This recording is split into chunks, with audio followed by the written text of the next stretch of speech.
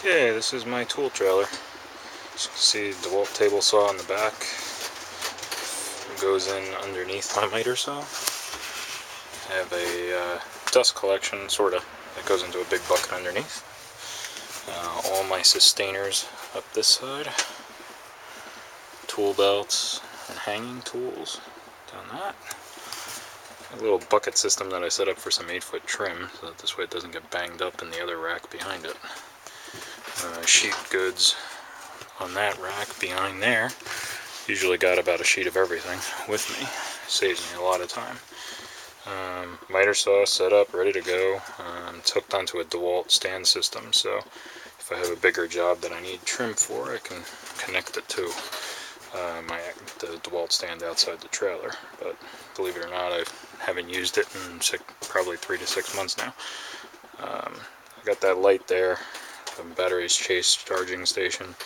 Believe it or not, that light heats the trailer enough, being a 500 watt halogen, that it takes the chill out of the air in here. My Stability jammer pack mounted right above. Plenty of clamps, hoses, extension cords, little mini vacuums. My jack pack system for my trim nailers, for when I'm just doing a couple shoots here and there. Festool vacuum, American van tower that I had left over from my van, but it actually works really well. I'm thinking about getting another.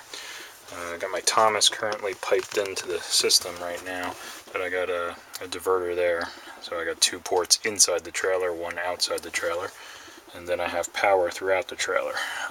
Currently kind of just thrown up there for right now. Haven't gotten a chance to really clean it up better, but it was more important to me to get it working than to worry about it. Just have a little surge bar plugged in there for to have some extra plugs over in this area.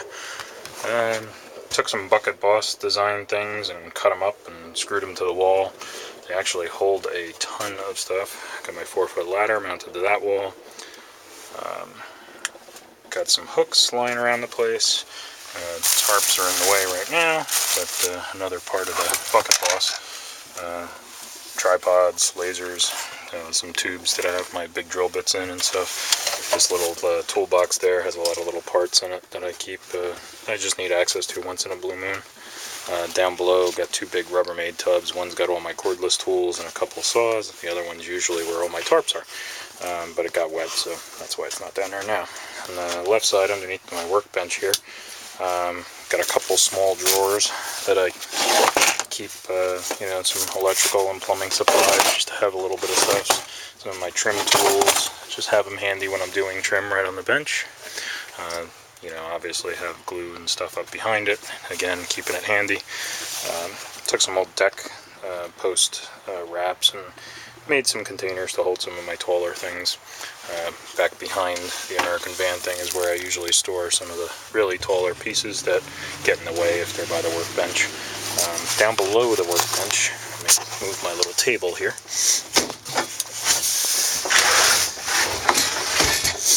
Below the workbench, I have 6 milk crates on each shelf, housing nail guns, caulk. Actually, a coffee maker's in there somewhere too. Personal protective stuff, drill bits. I got a bin for all my drywall stuff, a bin for some of my trim tools with the Collins coping foot, and my little thing to cope on. In the back, there's just a lot of stuff in here. I'm amazed at how much fits in those 6 containers on each shelf, and it's pretty much everything. Again, tool trailer is only a 6x10, but I've been working out of it now for about 3 to 6 months, and I absolutely love it. I wouldn't trade it for anything. Every week I figure out another place to store more stuff and keep things, organized, neat, and accessible, so it's quick to work. Able to do a lot of smaller trim jobs a lot more efficiently, and for the larger ones we can set up inside the house if we have to. Believe it or not, that Delta miter saw actually works really well when it's connected up to the shop vac, or to the Festool vac I should say, and it's almost as dust-free as a Capex. And I have used a Capex, so I know the difference. But this is mostly for insurance purposes, just so I have a record for myself of how many tools are in here. I kind of know where everything is, but I definitely wanted to have some sort of record. One of these sustainers on the left is my Kreg Jig.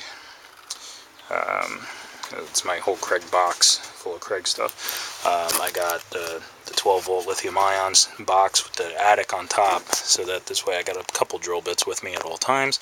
Then on the bottom's cleanup for all the adapters and stuff, and some extra stuff. Then I got the saw. I got a router with the Festool sustainer for router bits on the bottom. It's actually my Colt router. My Milwaukee's underneath the workbench. I got a bin for all my sanders in one place because I can't stand having 6 sustainers for all of them.